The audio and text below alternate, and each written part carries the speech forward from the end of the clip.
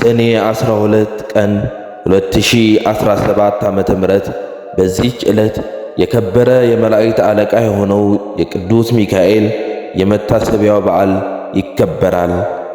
የሚከበርበት ምክንያትም እስክንድርያ በምትባል ከተማ አክላወ በጥራ የተባለች ንግሥት የንጉሥ በጥሊሞስ ልጅ ዙሃል በሚባል ኮከብ ስም ያሰራችው ታላቅ ምኵራብ ነበረና በየዓመቱ ሰኔ በባተ በ12 ቀን በዚያ ምኵራብ ሕዝቡ ተሰብስቦ ታላቅ በዓል ያደርጉ ነበር። በዚያ ምኵራብ ውስጥ ዙሃል የሚሉት ታላቅ የነሐስ ጣዖት ነበረና በዓሉ በሚከበርበት ዕለት ብዙ ፍሪዳዎችን ያርዱለት ነበር። አባ እለእስክንድሮስ እስከ ተሾመበት ዘመን ድረስ ለዚያ ጣዖት እንዲህ ሲያደርጉ ኖሩ። ይኸውም 300 ዓመተ ምህረት ተፈጽሞ በአራተኛው ምዕት ውስጥ ነበር። አባ እለእስክንድሮስ በእስክንድርያ ከተማ ሊቀ ጵጵስና በተሾመ ጊዜ ጻድቅ ቆስጠንጢኖስም በነገሰ ጊዜ የክርስትና ሃይማኖት ስለተስፋፋች ያን ጣዖት ሊሰብረው ወዶ ሳለ ጎስቋሎች ሰዎች ከለከሉት። እንዲህም አሉት፣ እኛ በዚህ ቦታ ይህን በዓል ማክበርን ለምደናል። እነሆ ካንተ በፊት 18 ሊቃነ ጳጳሳት አልፈዋል። ይህ ልማዳችንንም አልለወጥብንም። አባ እለእስክንድሮስ ግን ገሰጻቸው፣ አስተማራቸው። ስህተታቸውንም በመግለጥ እንዲህ አላቸው፣ ይህ ጣዖት የማይጎዳና የማይጠቅም ነው። እርሱንም የሚያመልክ ሰይጣናትን ያመልካቸዋል። ምክሬንስ ብትሰሙ ቀድሞ እንደነበረ አድርጌ ይህን በዓል እሰራላችኋለሁ። ይኸውም ጣዖቱን እንድንሰብረው ምኵራቡንም እንድናባርከውና በነበረ መልአክ በመላእክት አለቃ በቅዱስ ስም ሚካኤል ቤተ ክርስቲያን አድርገን እንድንሰይመው ነው። እኛም ይህ ታላቅ በዓል እንሰራለን። የሚታረዱትንም ላሞች፣ በጎች ለድሆችና ለጦም አዳሪዎች ለችግረኞችም በከበረው መልአክ ስም ምግብ ይሁኑ። እርሱ በእግዚአብሔር ዘንድ ባለሟልነት ያለው ስለሆነ ስለኛ ያማልዳል። ይህንንም ብሎ በዚህ በጎ ምክር አስወደዳቸው። እነርሱም ታዘዙለት። ከዚህ በኋላ ያንን ምኵራብ አድሰው በዚህ የከበረ መላእክት የመላእክት አለቃ ሚካኤል ስም ቤተ ክርስቲያን አደረጉ። በዚህችም ዕለት አከበሯት። እርሷም የታወቀች ናት። እስላሞችም እስከ ነገሱበት ዘመን ኑራ ከዚያ በኋላ አፈረሷት። ይህም በዓል ተሠራ፣ እስከ ዛሬም ጸንቶ ይኖራል። ዳግመኛ በዚህ ዕለት እግዚአብሔር የመላእክት አለቃ ቅዱስ ሚካኤል በነገዱ ውስጥ በመላእክት ሁሉ ላይ በብዙ ክብር ሾመው። ይህም የከበረ መላእክት ክብር ይግባውና በጌታችን ፊት ስለ ሰው ልጆችና ስለ ፍጥረትም ሁሉ ይለምናልና ይማልዳልም። የዚህ የከበረ የመላእክት አለቃ ሚካኤል ተአምራቱ ብዙዎች ናቸው። ከእነርሱም አንዱ ይህ ነው። እግዚአብሔርን የሚፈራ አንድ ሰው ነበረ። እርሱም የከበረ ሚካኤልን የበዓሉ መታሰቢያ በየወሩ በ12ኛው ቀን ይልቁንም በሰኔ እና በኅዳር ወር አብልጦ ያከብር ነበር። በጎረቤቱም ርኅራኄ የሌለው አንድ ባለጠጋ ሰው ነበረ። ይህን እግዚአብሔርን የሚፈራውን ሰው የከበረ መልአክ ሚካኤልን በዓል በሚያደርግበት ጊዜ ይጣላውና ያቃልለው ነበር። ለድሆች ስለመራራቱም ይዘባበትበት ነበር። የሕይወቱ ዘመንም ተፈጽሞ የሚሞትበትና ከዚህ በኃላፊ ዓለም ድካምም የሚያርፍበት ጊዜ ሲቀርብ የክቡር መላእክት ሚካኤልን የበዓሉ መታሰቢያ ታደርግ ዘንድ ምጽዋት ሰጩም ትሆን ዘንድ ሚስቱን አዘዛት። ከዚህም በኋላ ረፈና ገንዘው ቀበሩት። ሚስቱም ጸንሳ ነበረች። መውለጃዋም ጊዜ ደርሶ ምጥ ያዛት። በታላቅ ጭንቀት ውስጥ ሳለችም እንዲህ ብላ ጸለየች፣ የእግዚአብሔር መልአክ ሆይ ራራልኝ፣ በእርሱ ዘንድ ባለሟልነት አለህና በእግዚአብሔር ዘንድ ስለ እኔ ለምንልኝ። ይህንንም ባለች ጊዜ በቤቷ ውስጥ ብርሃን በራ፣ ከችግርም ዳነች። መልአኩ ውብ የሆነ ወንድ ልጅም ወለደች።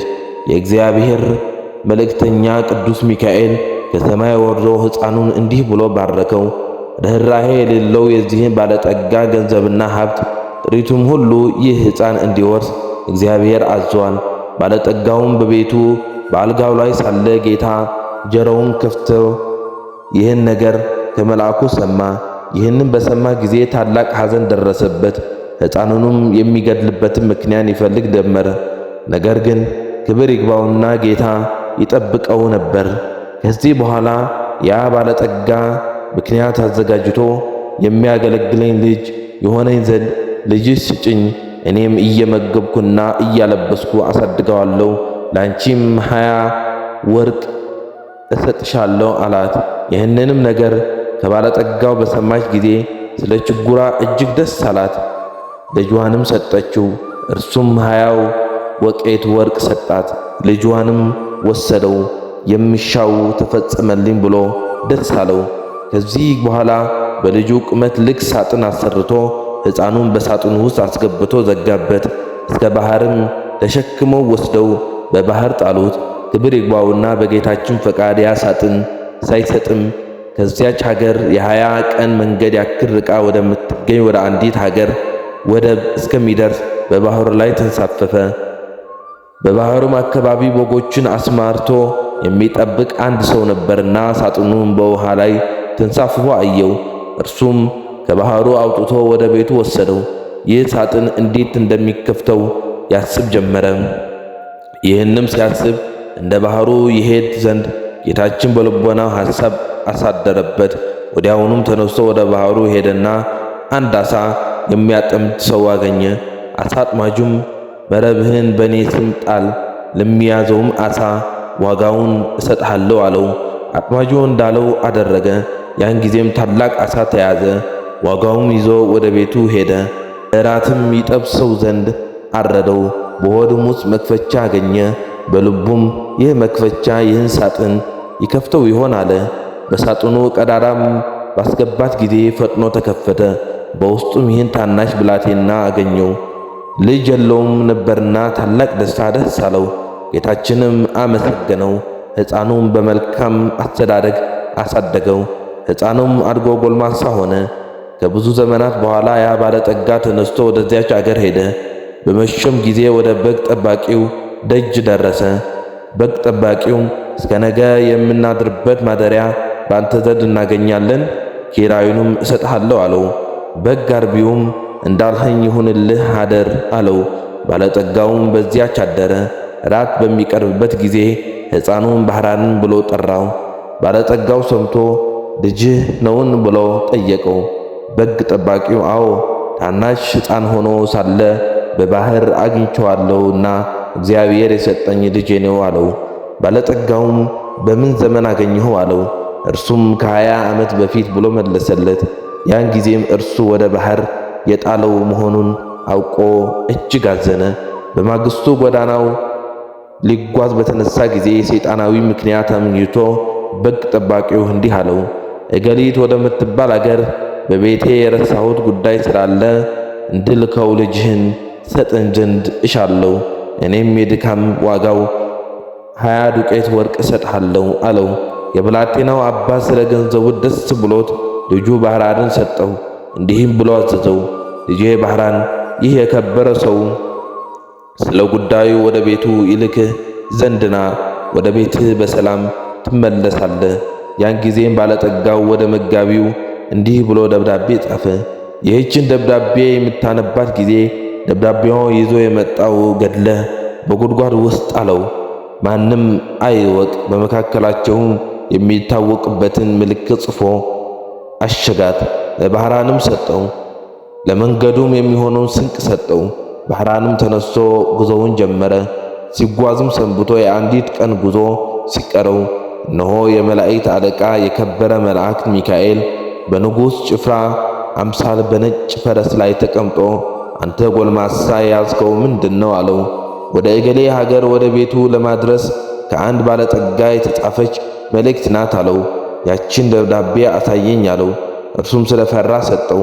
በዚያን ጊዜ የከበረ መልአክ ሚካኤል ያችን የሞት መልእክት ደመሰሳት።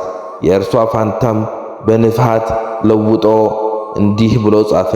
ይችን ደብዳቤ ይዞ ለመጣ ባህራን ለሚባል ሰው ይቺ ደብዳቤ ደርሳ የምታነብባት ጊዜ ልጄ እገሊትን አጋቡት፣ በውስጥና በውጪ ያለ ንብረቴን፣ ጥሪቴን፣ በወንዶችና ሴቶች ባሮቼን፣ ጠቅላላ ንብረቴንም አውርሼዋለሁና የፈለገውን ሊያደርግ ሥልጣን ሰጥቼዋለሁና እኔ አትጠብቁኝ፣ እኔ ብዙ እዘገያለሁ። እኔ ሹም እገሌ ሆይ በእኔና በአንተ መካከል ይቺ መልእክት እነኋት። ከዚህ በኋላ አሽጎ ለባሕራን ሰጠው። ወደ ባለ ጠጋው ቤት ሄደ። ይችን ደብዳቤ ለሽሙ ስጠው፣ ለጎዳውም እኔ እንደ ተገኘሁ አትንገረው፣ እንዳይገድልህም ይህ የሞት ደብዳቤ ለውጬልሃለሁ አለው። ባሕራንም እሺ ጌታዬ፣ ያዘዝከኝ ሁሉ አደርጋለሁ አለ። ባሕራንም ወደ ባለ ጠጋው ቤት በደረሰ ጊዜ ያችን ደብዳቤ ለሽሙ ሰጠው። ባነበባት ጊዜ በመካከላቸው ያለውን ምልክት አገኘ። አስተውሎም እርግጠኛ እንደሆነ አወቀ። ከዚህም በኋላ ለባሕራን ሰርግ አዘጋጅቶ እንደሚገባ ለቤተ ክርስቲያን ሥርዓት በተክሊል የባለ ጠጋውን ልጅ አጋቡት። 40 ቀን ያክልም ደስታና ሐሴት እያደረጉ ኖሩ። ከዚህ በኋላ ባለጠጋው ከሄደበት መመለሻው ጊዜ ሆኖ በደስታ የሆነውን በመሰንቆና የእንዚራ ድምፅ ሰምቶ ይህ የምሰማው ምንድነው ብሎ ጠየቀ። እነርሱም ስሙ ባሕራን ለተባለ የአንተ ደብዳቤ ላመጣ ጎልማሳ ሰው ልጅህ እገሊትን አጋቡት። እነሆ ለ40 ቀናት በሰርግ ላይ ነው። ሕዝብህና ጥሪትን ሁሉ ወንዶችና ሴቶች ባሮች አንተ እንዳዘዝ ሰጥተውት አሉት። ይህም በሰማ ጊዜ ደንግጦ ከፈረሱ ላይ ወደቀ፣ በድንገትም ሞተ። ባሕራንም በጎ ሥራዎችን የሚሠራ ሆነ። የተገለጠለትና ከመገደል ያዳነው የመላእክት አለቃ የከበረ መልአክ ሚካኤል እንደሆነ ሊገድለው የሚሻው የባለጠጋውን ጥሪት ሁሉ ያወረሰውም እርሱ እንደሆነ ተረዳ። የዚህንም የከበረ የመላእክት አለቃ ሚካኤልን መታሰቢያ በየወሩ ያደርግ ጀመረ። ቤተ ክርስቲያንም ሰራለት። የቅዱስ ሚካኤልን ስዕሉን አስሎ በቤተ ክርስቲያኑ ውስጥ አደረገው። ከእርሱም ብዙዎች ድንቆች ተአምራቶች ተገለጡ። ባሕራንም ቅስና ተሽሞ እስከ ዕለተ ሞቱ በዚያች ቤተ ክርስቲያን ውስጥ የሚያገለግል ሆኖ ኖረ።